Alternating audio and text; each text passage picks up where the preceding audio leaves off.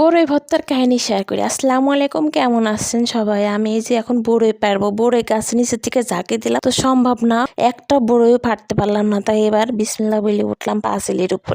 এবার এখানে ওইটা আমি একটু ঝাঁকি দিলাম, টাপুস টুপুস করে বেশ অনেকগুলো বড়ই পড়লো। আগে গাছের মাথায় উঠতে পারতাম, এখন ভয় লাগে মুঠায় কি যদি পড়ে যায়, মাজা টাজা ভেঙে চিটপটা হয়ে পড়ে থাকুন। আর সেই জায়গায় স্বামী আরেকজনকে নিয়ে সংসার করবেন, ওর ভিতরে আমি নি। তাই বড়ইগুলো খুব ভালো করে খুঁটিয়ে পরিষ্কার করে ধুয়ে নিলাম। আমার সাথে আমার মেজো জাল ছিল, আমরা দুই যা মিলে বড়ই পাড়তে গেছিলাম চাচা শ্বশুরের বাড়ি। এবার একটা করে এই যে পাড়ার নিচে দিচ্ছি আর শাসন দিচ্ছি, আর মুখের ভিতরে একটা করে দিচ্ছি আর একটু করে লবণ দিচ্ছি আর শাসন দিচ্ছি। কারণ এই পাটার উপরে এটা দেখি আমার মুখের ভিতরে কিন্তু পানি চলে আসছে, সেটা তো ঠেকাতে হবে। বড়ই দেখলে কিংবা টক দেখলে মেয়েদের মুখে পানি আসবে, এটা ঠেকানো যাবে না। এবার আমি আরেকটু ভালো করে শাসন দিয়ে নিচ্ছি, নিয়ে এটা মালসার ভিতর তুলে নিলাম। গ্রামের মানুষ কিন্তু মালসাই বেশি মানে কাজ করে।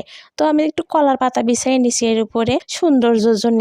আর আমরা ছোটকালে কলার পাতা করে খাতাম, এই ভর্তাটা খুব মজা লাগতো। শেষে আবার কলার পাতাটা চাইটে চাইটে খাতাম, কি যে মজা লাগতো। তো এখন এই যে ধনির পাতা শ্বশুরে বলছিলাম নিয়ে আসতে, শ্বশুর আবার আমার ভূত থেকে তুলে নিয়ে এসে দিয়েছে। বেশি পাতা তো নাই, সে খুব কষ্ট করে নিয়ে এসে দিচ্ছে।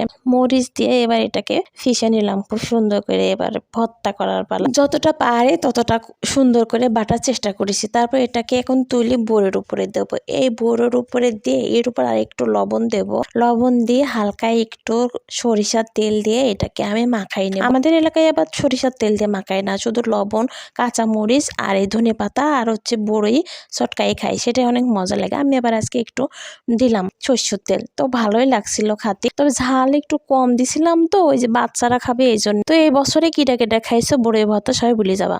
আমি কিন্তু আজকে প্রথম খাচ্ছি।